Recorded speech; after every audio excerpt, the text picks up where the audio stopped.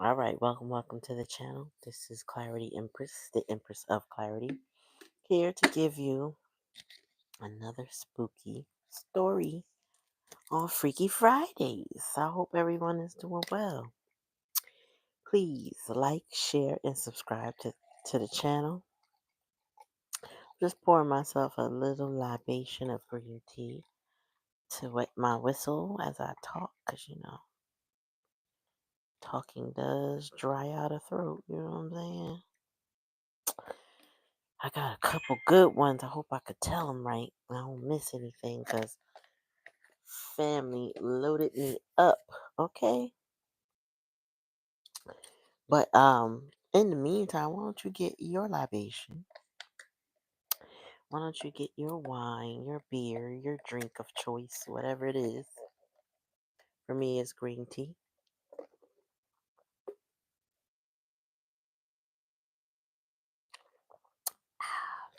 Cool and refreshing. What's up, Black Cherry? Are you ready for this evening's spooky stories? Mm-mm-mm.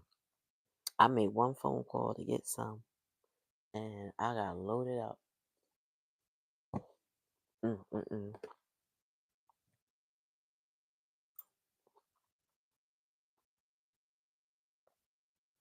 How was your day today?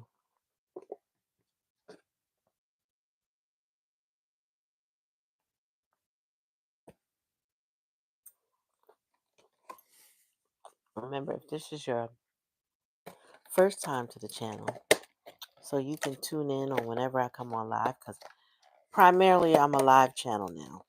That's all I do over here, or I have been doing mostly is lives, right? I occasionally I hit you with an upload video if I have the time, but lives seem to be the best for the channel for now. So we're gonna keep rocking. Hey, Carmen.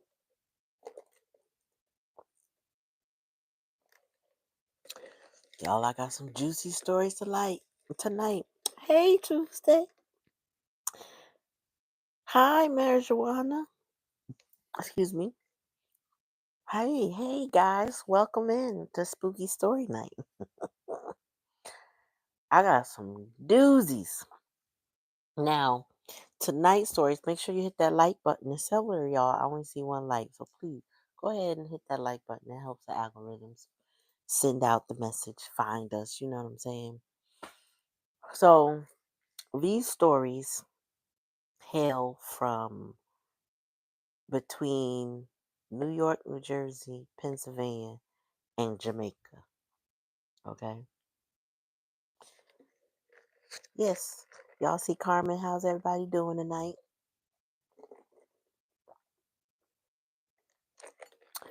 I know I'm feeling decent now.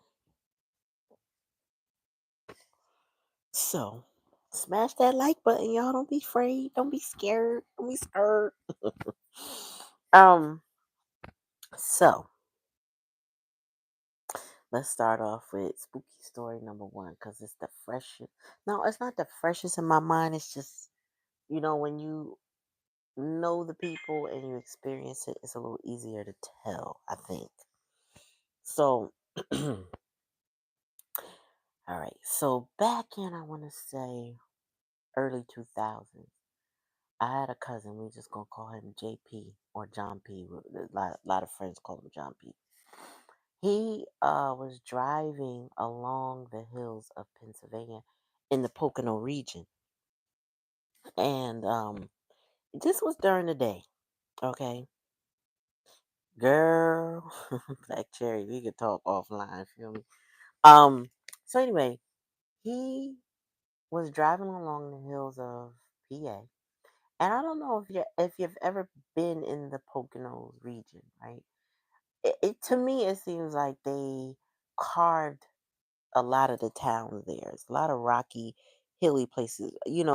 Pennsylvania to me is a very mountainous place. You couldn't tell by Philly, that kind of city. But when you spread out and you don't have to go far, you are constantly climbing up and down hills. So Poconos is exceptional with hills. So he's going around a bend, I believe. And when he was driving around this bend, there was a man in the middle of the road. Now, this man had on, oh, I'll tell you about that later. He saw the man and attempted to swerve to miss the man, right?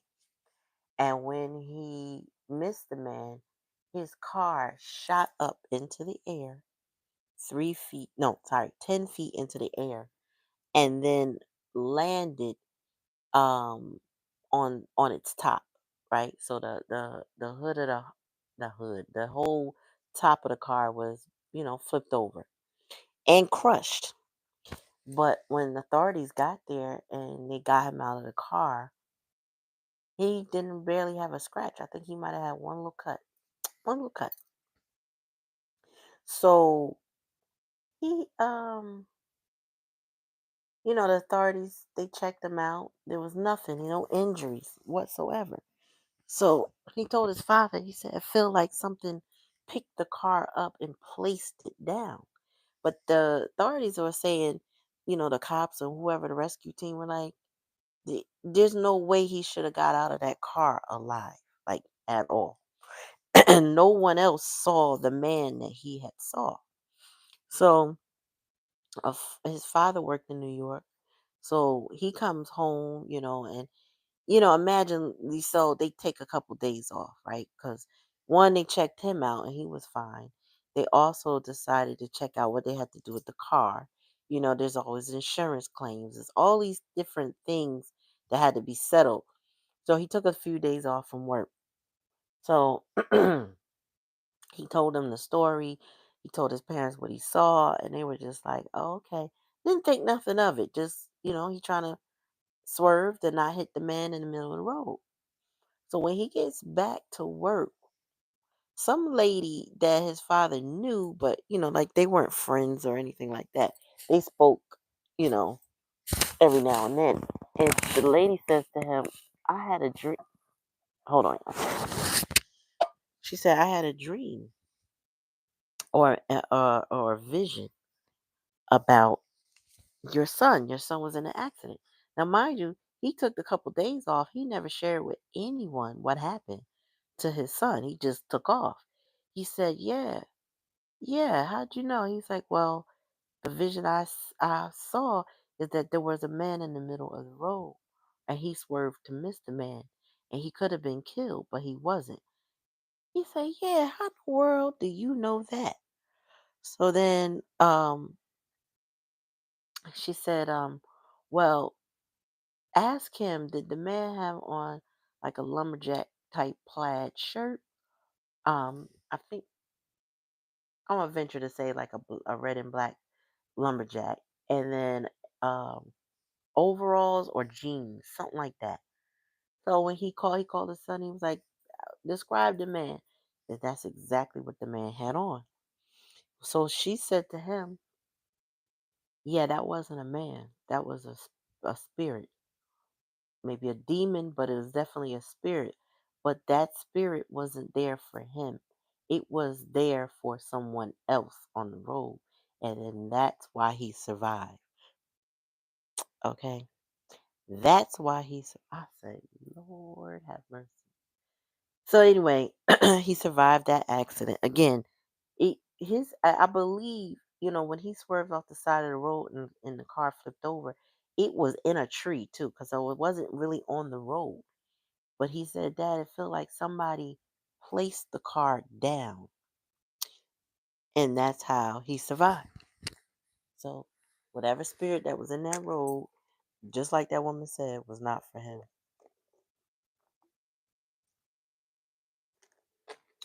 That shit was meant for somebody else.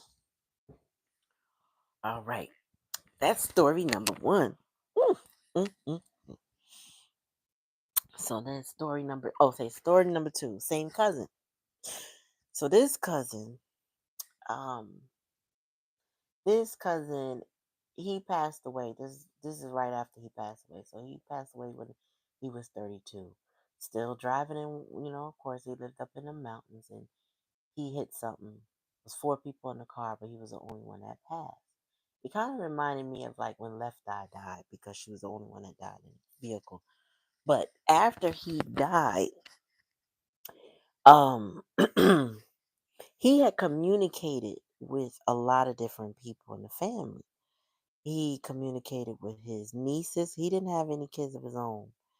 And that was part of the reason why he died because he had an argument with a girlfriend and she said something about not being ready after he had done something to his body surgery wise to make sure he was ready. And she said, I don't want to. And that sent him into a rage. And he sped up in an area he should have slowed down. So anyway, after he passed, he would visit different families and different family members in dreams, his nieces and things like that. So um one time he was with his niece saw him in a dream and he was standing there with dogs. Now my cousin was a breeder. He bred all kind of animals. I think I told you a little bit about him before. So one of the dreams that the niece had, he had a dog named Seven with him. Now, Seven was a dog owned by her father, but prior to her birth. So she didn't really know anything about Seven. And he had the dog with him. He might have other animals too, but she's just, distinctly remembered Seven. Um, and then she woke up to tell her father all about the dream. And he was just mystified because he had never shared with her that he owned that dog named Seven. So the dog is with him, right? Now, flash forward to, I want to say, couldn't have been, it had to be more than a year. Let's see, he died 2010. So we may be talking like 2014. It was a good 3 or 4 years after he passed, right? That one of the co-workers in New York, a friend of um, his father, paid for him to go to a psychic. And thank you, Black Cherry. Let me pin that. Mm. So he paid for him to go to a psychic and wanted the wife to come. Like, this same friend loved going to psychics and mediums and would always bring him along, and he would go entertain it, but it wasn't like his thing, but he would go.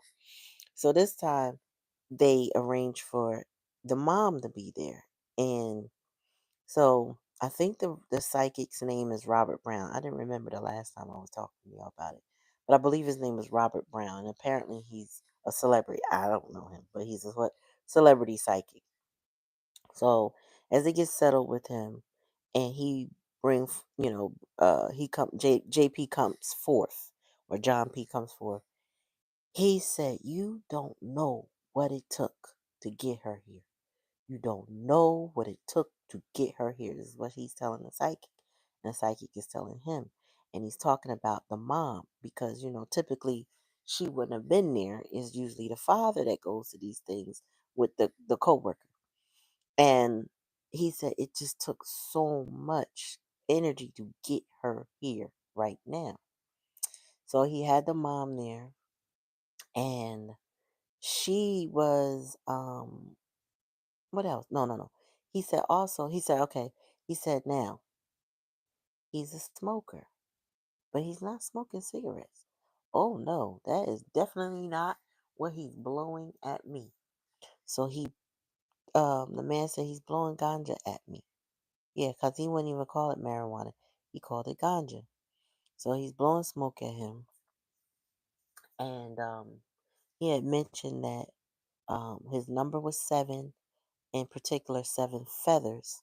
That indicates him and electricity. So keep that in mind. So the psychic also went on to say that he's bringing forth Bob Marley. Like he said, he's with Bob Marley and that he's good. He's fine. He mentioned something else. I feel it was another celebrity. I think it was a rap artist because in real life he was also a rap artist himself.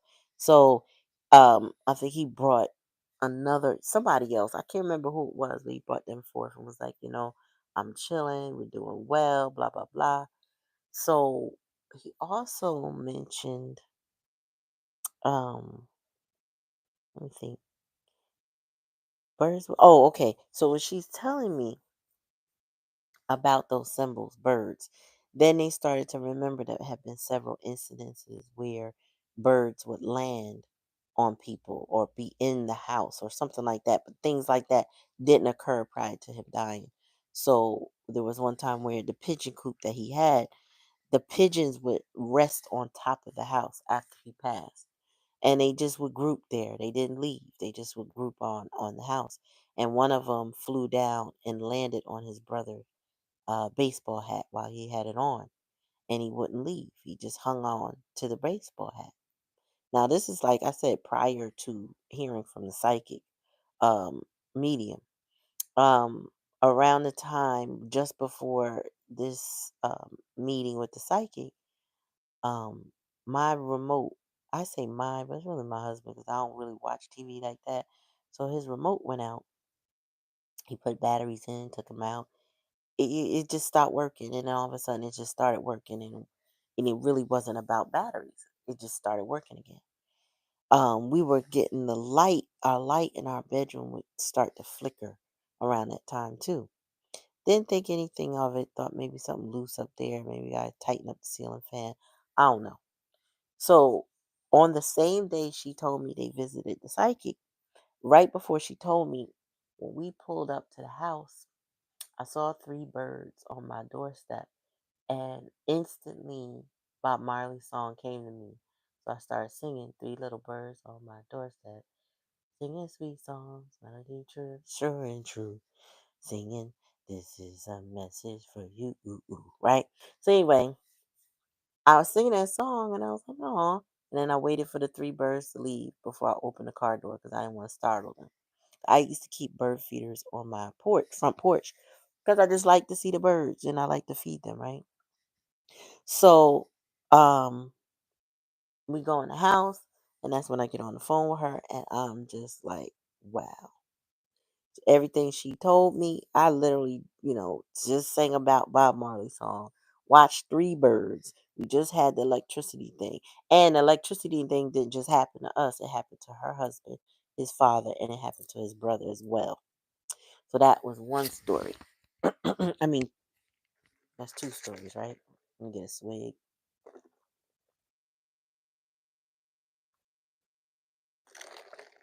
Let me know in the comments if you're paying attention, if you're enjoying the stories. Are they spooky enough for you? Let me know. Let a girl know because I can see my screen, unlike when I'm trying to read the cards and I got to angle the phone all crazy. So, we're moving on to Jamaica. Okay. So, in Jamaica, back in the day, so this, we're talking from an elder standpoint. This would be around my parents' age, so in the 70s. Um, People who are in their 70s and back in the 70s, okay, and late 60s. So his father, excuse me, I had a belch. When his father was about 8, his mom had a house built on a land. So in the land that they were from in Jamaica was called Duppy Woods, right? If you know Jamaican patois, Duppy means ghost. So they were living in a land called Ghost Woods. And the mom had built had a beautiful house built on a plot of land. Now, he said, they were a family of stature, but not like rich. Just mom was good with money. So she managed money well. He had his father too, but mom was the one good, good, good with money. So they were kind of well known in town. So he said one day his cousins saw a baby peering, like sneaking and peering at the fence, right? He didn't see the baby, but the cousins and his brothers, they saw the baby. So he didn't think anything of it.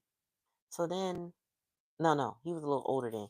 So then, it's like it basically it's like everything came full circle. What this situation was. So one time when he was 8, the mom, in the house had a walk-in closet door, and in the walk-in closet, the door had a full-length mirror. And so one day he's looking in the mirror and he sees a child.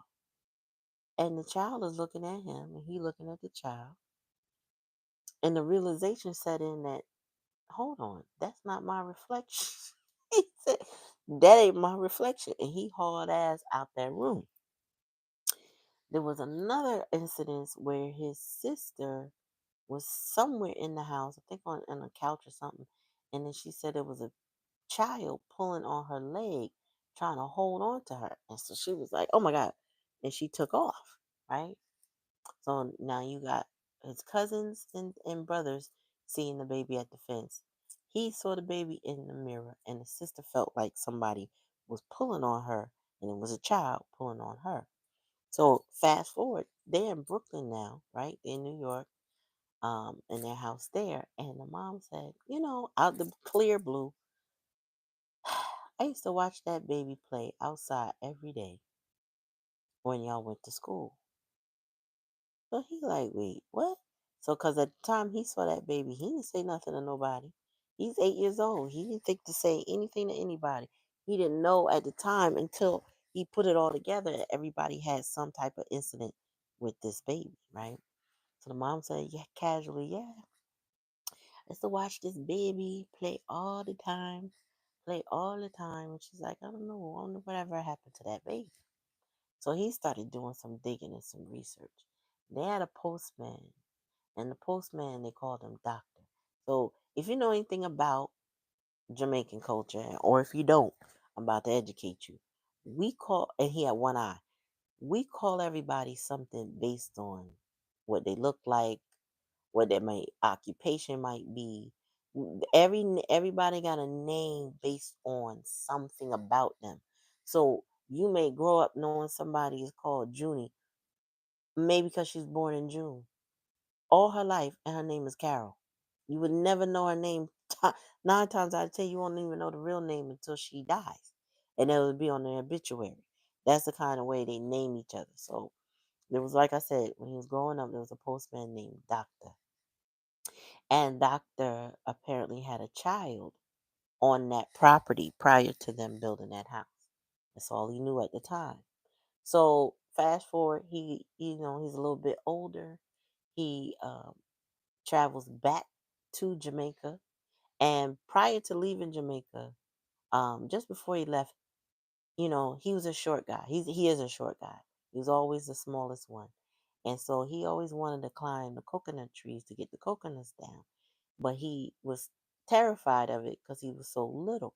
So the mom bought miniature coconut trees and planted them in the yard.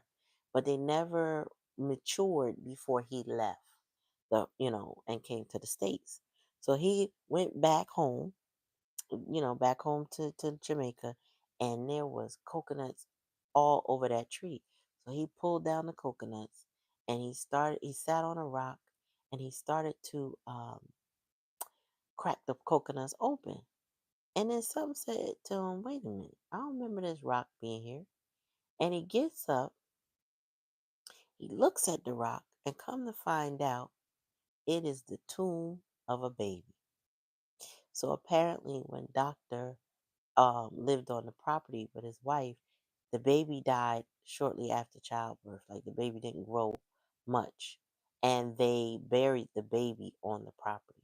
So this was the same baby that was kind of like weirding everybody out the entire time. But everybody had different instances with the baby. So the baby didn't mean no harm, but it certainly scared everybody. And come to find out, it's because the baby was buried on the property. So there's that. Would you like me to continue? Please speak, like, share, and subscribe to the channel. Every Friday in the month of October, my goal is to bring you spooky stories. I will say that the night of the The 25th, I have an event, so I might be a bit late, but I'll still come on. He said he got plenty of stories. I will gather them for every place I can get them.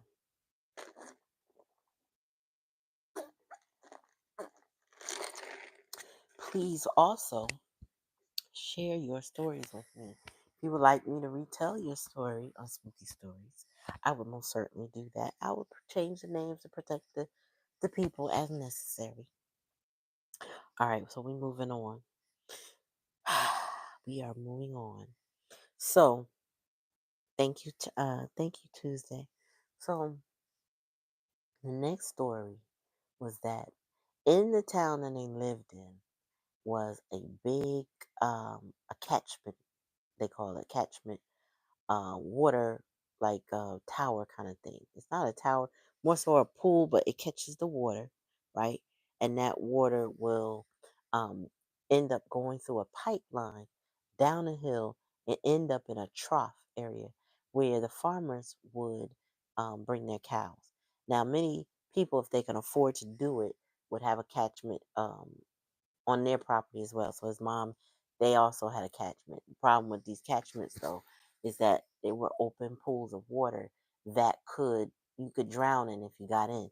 So he said his mother put a stair in it so that if anybody ever got caught up in it, they could climb out.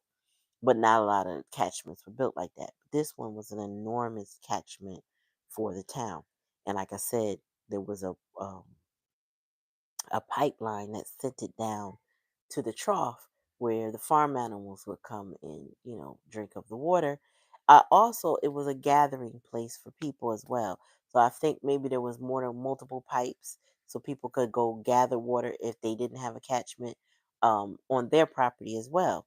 And he said, because of the stature of the family, his family was very well known. Lots of people would stop and talk to them. So one night he's hanging out. Thank you, Carmen. Ghost Rider, let's go. Thank you, Black Cherry. Uh, so he said that in the town they really didn't have lights. This is old school Jamaica, and in the hills of Jamaica, in a place called Duppy Woods, ain't too many lights. But the road was lined with a white silica that would reflect the moon, so that would give you some light when you're walking down the path. So one night he's hanging out with cousins. Wherever they coming from, they have to go past the trough to get home. So, and home was probably about half a mile away from the trough. So he said, whenever he would approach the trough, they was like, "Oh, Parkins, this is his last name, Parkins, Parkins." People would be like, "Hey, come here, little man," because they know his family. So they were, as they were approaching the trough, they saw three people sitting near the trough on a bench, and their heads were down and they were facing each other as if they were talking, but they weren't moving. So he was like, "What the fuck is that?" He wanted to say something, but his cousin was like, "Shh," and his brother was, "Shh," shh," so he couldn't say anything. And they kind of encapsulated him, like one was in front, one was in back of him, and they just kind of kept him moving. He said, I kept saying, I wanted to say something, but it was like, "No, shut up." So they got past the trough. And he was like, "Wait a minute." And they was like, they just took off running the rest of the way. So they get to the house, they get to the gate, and they get inside the gate, and they said, they all caught their breath, and they said, "Them not have no heads. Them not have no heads." So what he said is they don't have any heads. So the people he thought they were like hunched over, bent down talking, they had nothing past their shoulder blades. No heads. So he was like, "Oh shit." And he said that that town, well, Duppy Woods, right? So they were known for ghosts. Um, he also said that, because Jamaica is rich with slave history. So there was a part of town where nearby a hospital, when the night would fall, you could hear the slave drums playing, and you can hear chants and singing. But these people there, that wouldn't be people that were alive.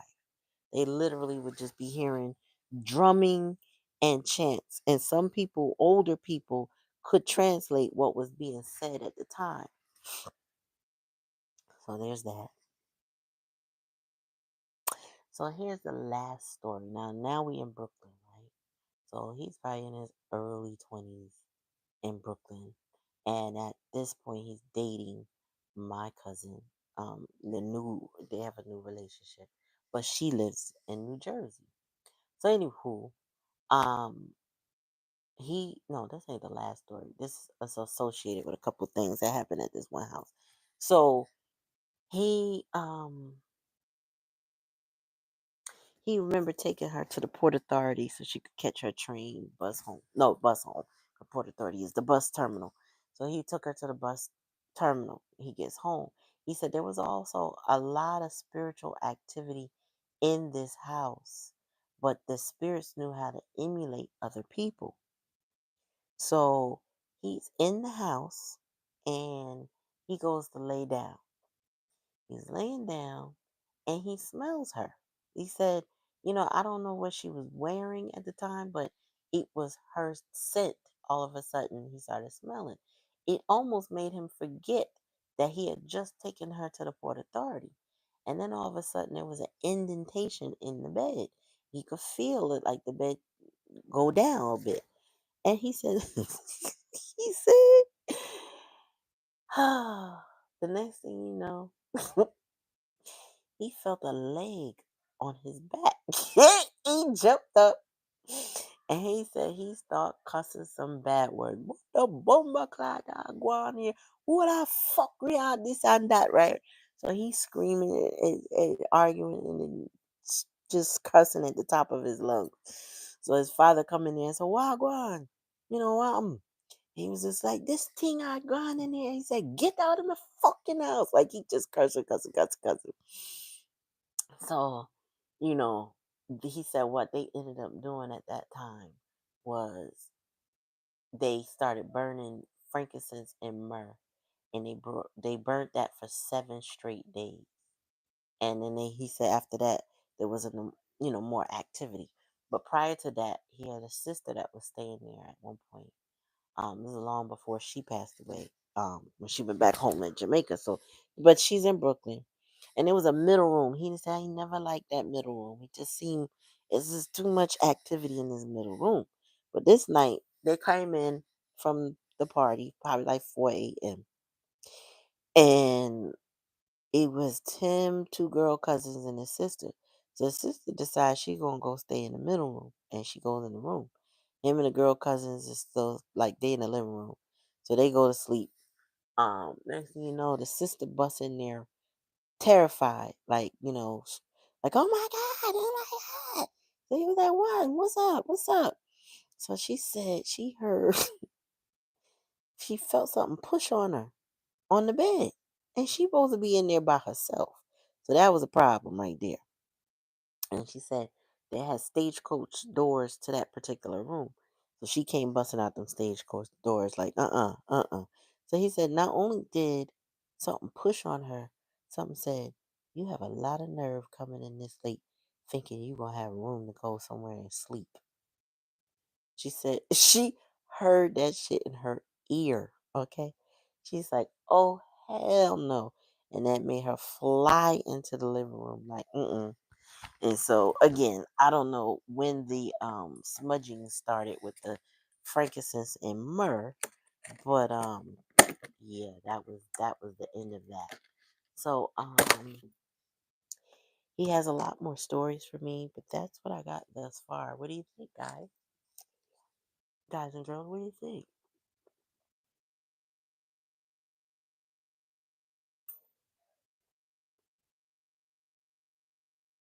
To keep that. Mm-mm. Yeah, I was like, he could tell me so much more. He broke down the maroons. I didn't know it was two sections of maroon.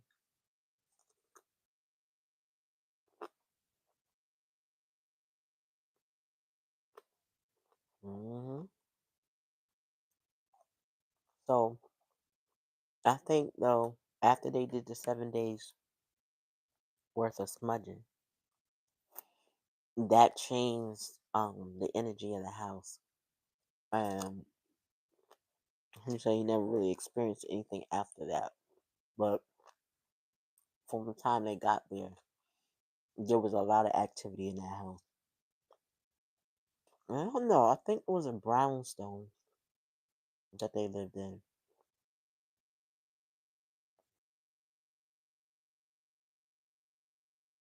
Hmm. So that's basically it as far as spooky stories are concerned. Yeah, I'm thinking about doing that for my house, too. I don't really have any activity like that. Personally, I see things out the corner of my eye everywhere I go, so it could be activity. I don't know, but I'm about to get rid of a problem I have in my house. And once I get rid of that problem, I'm gonna smudge this bitch like never ever before. You know what I'm saying?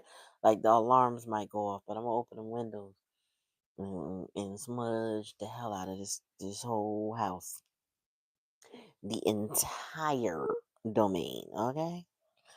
So yeah, that's spooky stories. I hope you liked it. I hope it resonated with you in a way that you understand. There's paranormal activity, and some places are a little bit deeper in that. You know what I mean? Um, and that these stubby stories. I'm about to say stubbies for some reason.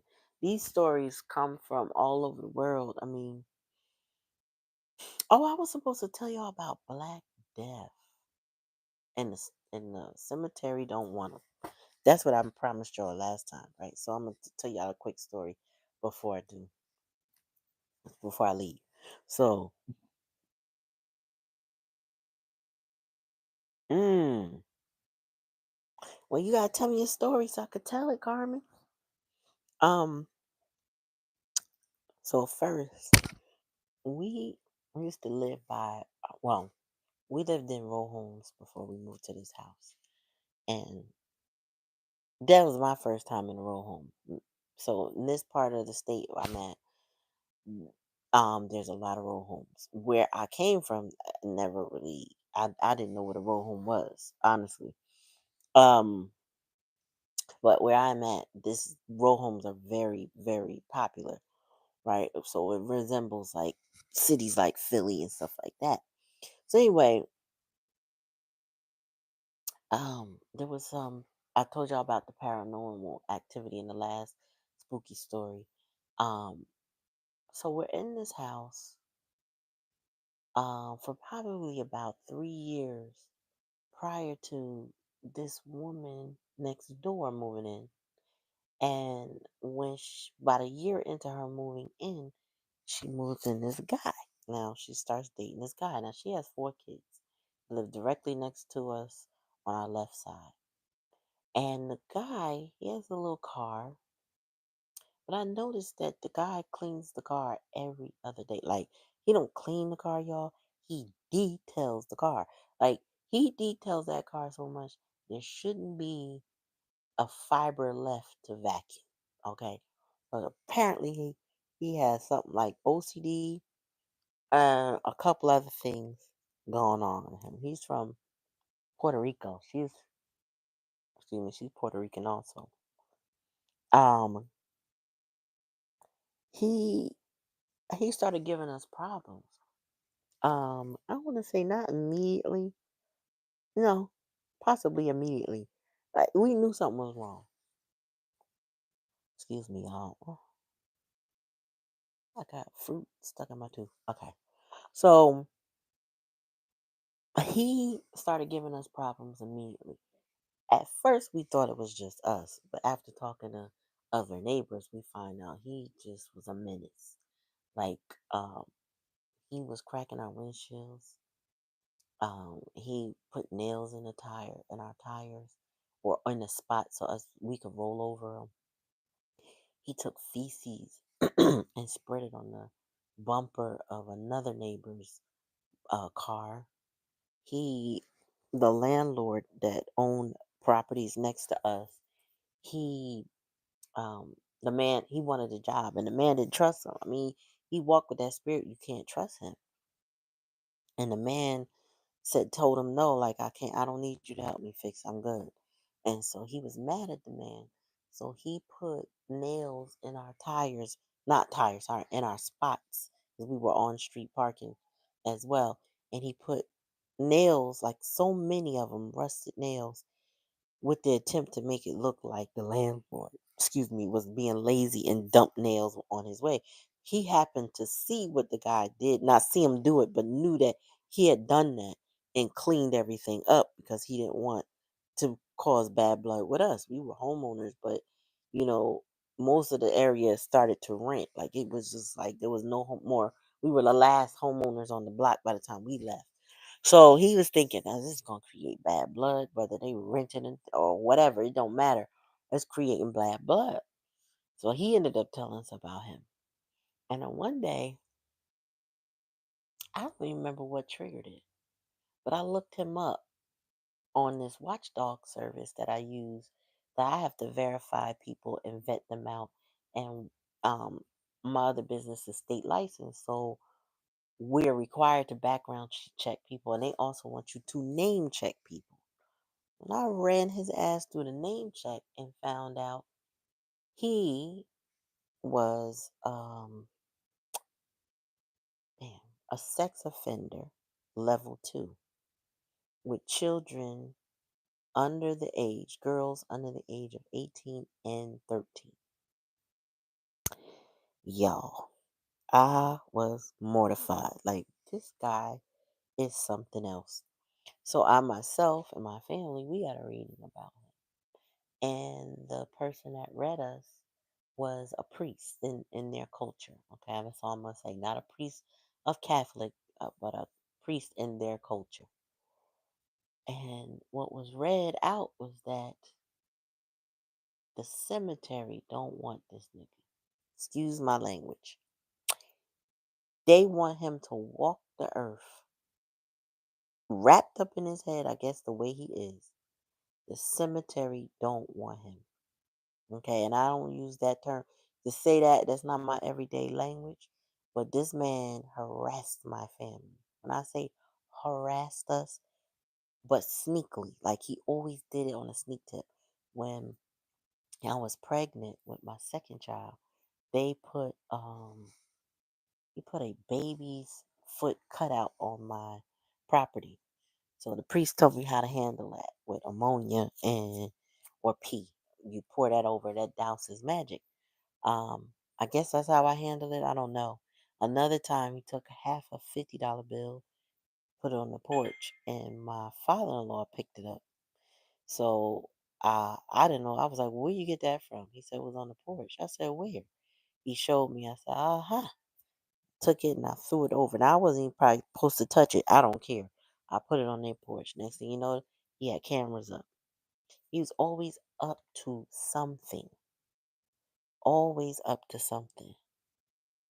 But one year, right before we moved out of that house, and when we were on this particular block, it felt like the Bermuda Triangle, right?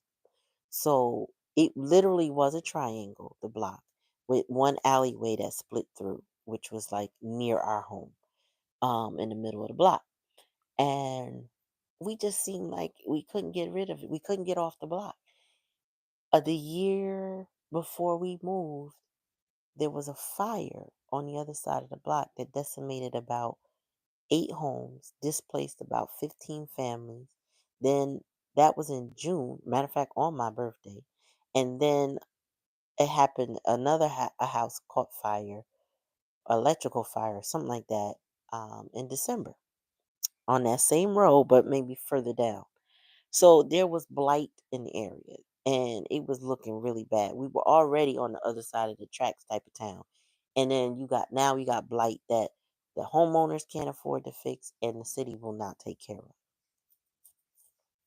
So That particular year is distinct to me because of those happenings.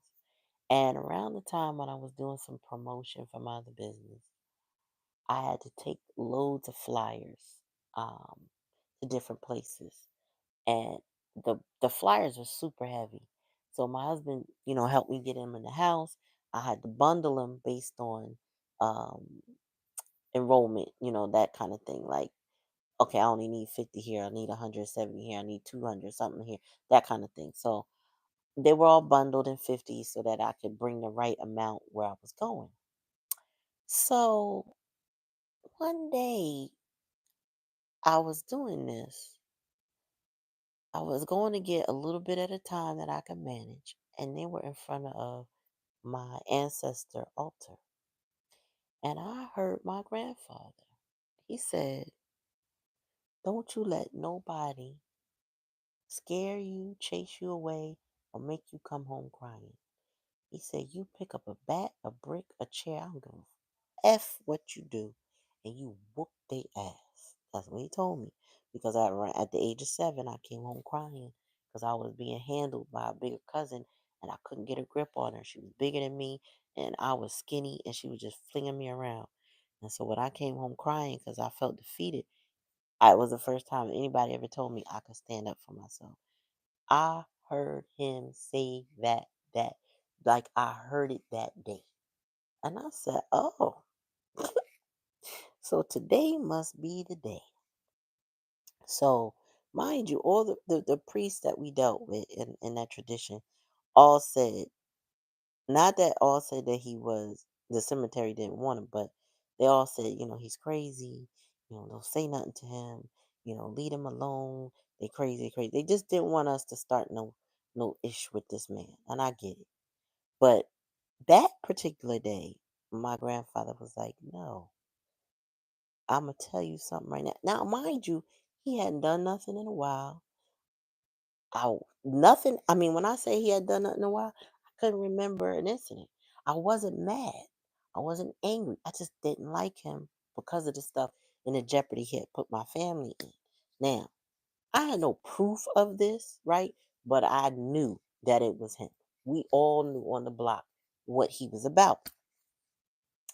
So that day, I think I went and he was outside working on somebody's motorcycle or something on the sidewalk in front of their house. And I saw, I went and did another delivery, came back, and I said, "Yeah, today's the day." So I pulled up in front of their house, which was, like I said, directly next to mine, with the passenger door, I'm sorry, with the driver door on the curb near him. And I said to him, "Let me tell you something, motherfucker." I thought he was like, "What?" I said, "Let me tell you something right now. You are going to leave my family the hell alone." I said, and I just went and launched into, "You don't think I know how you move?" Oh, I'm pretty sure I made my grandfather proud that day. Because all the cussing I did, he was like, "Wait, wait, we should be neighbors." I was like, "We well past that. We way past that." So I say all this to say, it that happened. Then on Mother's Day, because that was the same day. So this was May. So this was in 2015. This was a Tuesday. I cussed him out, and he was acting all scared. Matter of fact, I never saw him outside alone at that point ever again. After that, he either made his girlfriend sit on the porch because she didn't work, or he had somebody. He always had somebody outside with him after that. Period. Probably to this day. So um, a couple days after that, there was another incident where his friend, co-conspirator, partner in crime that was doing some of these sneaky shit. They seemed to like doing these things together.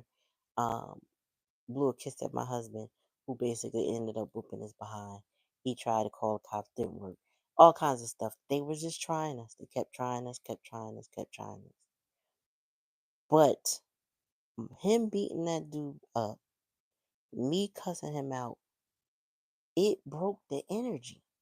So all the time these priests was telling us, don't say nothing, don't say nothing, don't say nothing. Our crazy broke the energy. Now they don't want no problems. Now the dude that got beat up, he driving by because he lived on around the corner at the other end of the triangle, and he don't want no problems.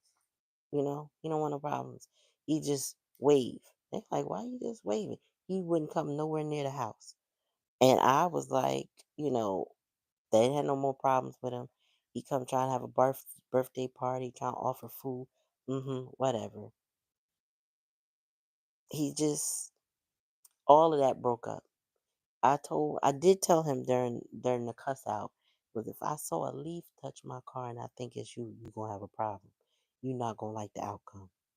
If a feather touched my car or any part of my property and I think it got something to do with you, it's gonna be a problem for you. You're not gonna like the outcome.